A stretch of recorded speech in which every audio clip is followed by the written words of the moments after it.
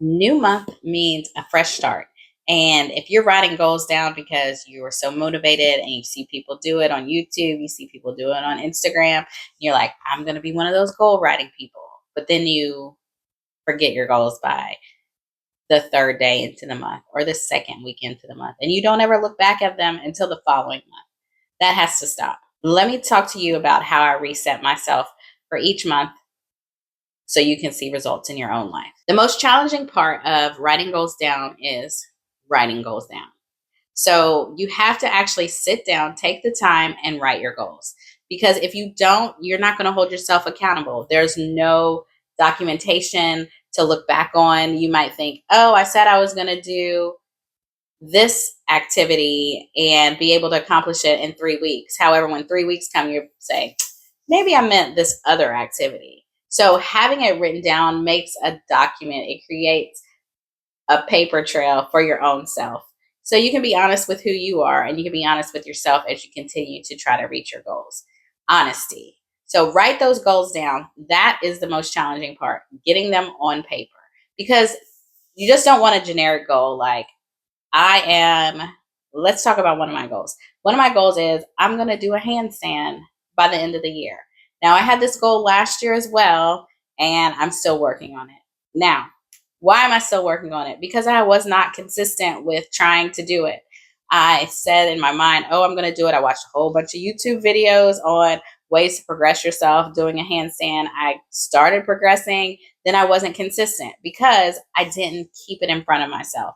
I actually wrote it down, then I stopped writing it down. So one of the things is that repetition of your goals, keeping your goals in front of you, setting a time frame, breaking the goal down into smaller chunks so you can build upon it to reach the bigger goal. It sounds so simple. Like just saying that in my mind, I'm like, you already know how to do a handstand.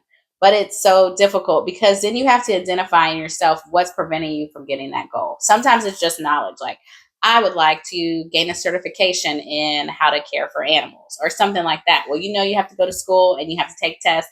You have to do certain things and then you can get your certification.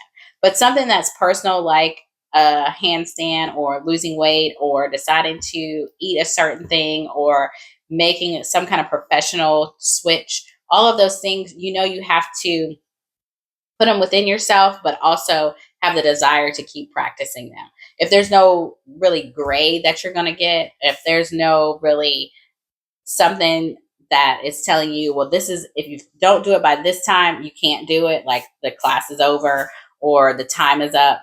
No, your goal could go on and on and on and on. And that's why looking at goals every month is beneficial, because you can evaluate what is stopping me from moving ahead in this goal. What is preventing me from actually accomplishing it? Have I put the time in? Do I need to put more time in? Am I out of my league when I'm talking about this goal? And all of those things, what is the hindrance? Because if you can't get beyond the hindrance, that goal will remain. That goal will continue with you, just like my handstand goal has been with me for 2 years now. Do you know how to do a handstand?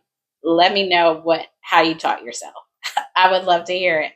But the thing is, once you write your goals down, you have them broken down into smaller increments. You have a time factor, and it actually really matters to you. Like, I want to do a handstand just because I can do it. Well, that's very low motivation.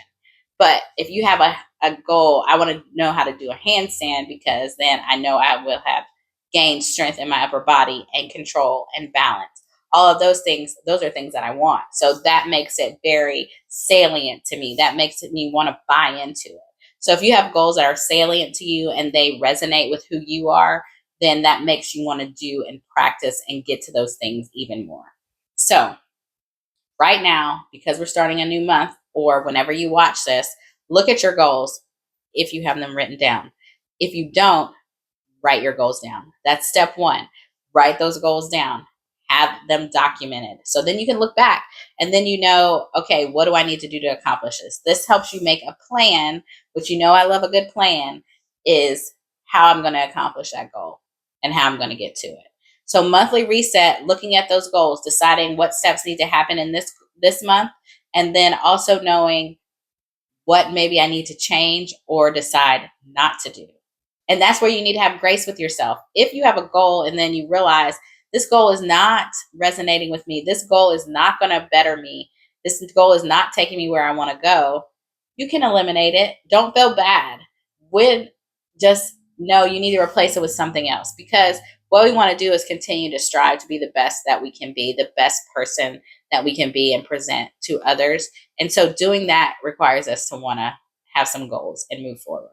One of the other things that I do in my monthly reset is looking at any upcoming events that I have. So I have to look at different calendars because I have 5 people in my family. So it's not just my schedule, it's other people's schedule as well. So what do they have going on? Are there other outside events, appointments, schedules, things that I need to put on my schedule because I have to take people there or because I need to actually attend events? But that is very important. So a monthly reset always looks at goals, always looks at upcoming events. Then what also happens? Work schedules. So all of those things get put in for my monthly reset.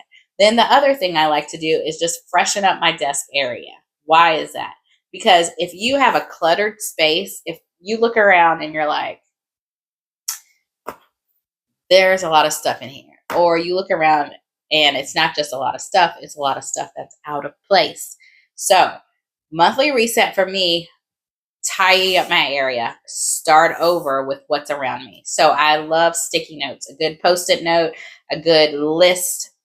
I have them all. So if I have a lot of those, because they are reminders for me, I need to make sure either I need to address them very quickly within the first few days of the month and get them off, or I need to see what I need to do to start getting them completed within the next weeks. Because I will have a documentation, because I like to write stuff down, and I'll just leave it. And then they just end up everywhere. So what I need to do is actually go through those on the desk, get them off, go through whatever else I need to do, like files or any paperwork that is still there. I need to get that off. And look at anything else for like home and work that needs to be completed, get that off. Because a new month is really a fresh start. Like every day is a fresh start, and you start again and you're able to really see where you need to go. But having a new month is like all of those possibilities that you can have. And that's what's fun about it. But to get the most out of it, you definitely should implement a reset, because that just helps your mind like, okay, close that last chapter, that last month, and open up and be ready for a new chapter. I hope this month is one of your best yet. What is one goal that you're working on? Let me know. I will still be working on my handstand goal, but I'm determined to accomplish it. One of the things that is preventing me and has been a blockage for me is my equilibrium. Ever since I had children, it's different. I'll just say. I'll just say. So being upside down, I have a very low tolerance for being upside down. And so I think I've put a physical challenge in front of myself that seems very hard. But I'm not going to give up. I'm going to keep trying and keep trying. So what I'm doing now, I'll just tell you, is trying to get used to being upside down. Not even in a full handstand position, but just having my head upside down. So then I can kind of work on training my balance reactions and my semicircular canals and all of that to help with getting used to being upside down for a prolonged period. I'm so thankful that you made it to this part of the video. Your support is the most. So if you like it, please like, and all the other stuff. I just appreciate you checking it out. And I hope that this was helpful for you to think about your monthly reset if you've never done one, or if you do one, just to help you come up with some ideas, because I'm here to share what I do so it can help you and just help you be able to achieve things even greater in your own life. So I definitely will see you in the next video. Take care. Bye.